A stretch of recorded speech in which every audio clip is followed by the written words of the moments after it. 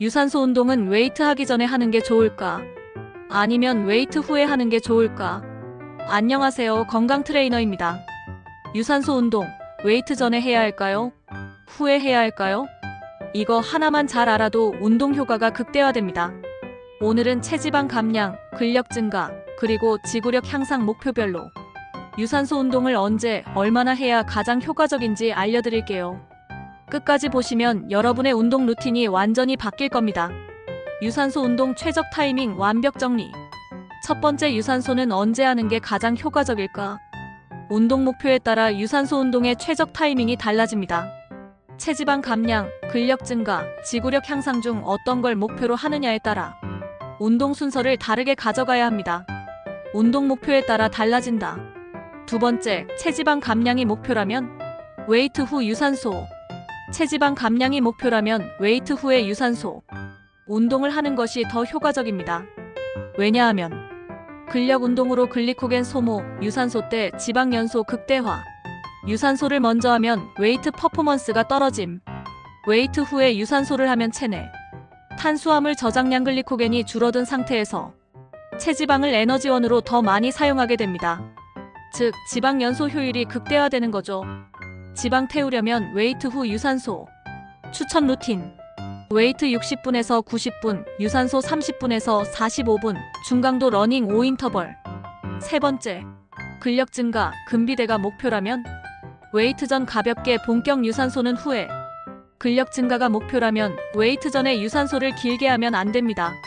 근력 운동을 할 때는 최대한 많은 힘을 발휘해야 하는데 유산소를 오래 하면 에너지가 부족해지고 웨이트 퍼포먼스가 떨어질 수 있어요.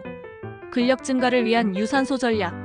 웨이트 전에는 5분에서 10분 가볍게 유산소, 준비 운동 용도. 웨이트 후에는 20분에서 30분 가볍게 유산소 근력 보완 효과. 즉, 웨이트 전에는 워밍업용으로 짧게, 본격적인 유산소는 웨이트 후에 하는 것이 더 효과적입니다. 근력 키우려면 유산소는 웨이트 후로. 추천 루틴. 웨이트 전 유산소 5분에서 10분 가볍게. 웨이트 60분에서 90분 유산소 20분에서 30분 중강도. 네 번째, 지구력 향상이 목표라면 유산소 먼저. 마라톤, 축구, 사이클 같은 스포츠를 준비하는 분들이라면 유산소 운동을 먼저 하는 것이 더 좋습니다. 왜냐하면 유산소 운동을 먼저 해야 심폐 능력을 최대로 활용할 수 있기 때문이죠. 지구력 향상을 위한 유산소 전략. 유산소 먼저 하면 심폐지구력 최대한 활용 가능. 웨이트 후 유산소를 하면 체력 부족으로 퍼포먼스 저하 가능.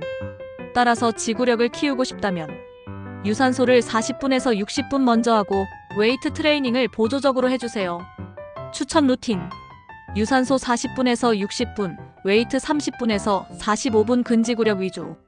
지구력 키우려면 유산소 먼저. 다섯 번째, 체지방 감량을 위한 유산소 운동. 얼마나 해야 할까? 유산소 운동을 얼마나 해야 체지방이 빠질까요? 강도에 따라 다르지만 기본적으로 최소 30분 이상은 해야 지방이 본격적으로 연소됩니다. 체지방 감량을 위한 유산소 강도별 효과. 저강도 걷기, 가벼운 조깅 최소 30분 이상. 중강도 빠른 걷기, 조깅 30분에서 45분. 고강도, 인터벌 20분에서 30분. 즉, 지속적인 유산소 운동을 30분에서 60분 정도 꾸준히 해주는 것이 가장 효과적입니다. 유산소 최소 30분 이상 해야 지방이 빠진다. 유산소 운동, 웨이트 전, 후 정리. 체지방 감량하려면 웨이트 후 유산소 30분에서 45분. 근력 증가를 위해서는 웨이트 전 5분에서 10분 가볍게, 본격 유산소는 웨이트 후에 20분에서 30분. 지구력 향상을 위해서는 유산소 먼저 40분에서 60분 후 웨이트.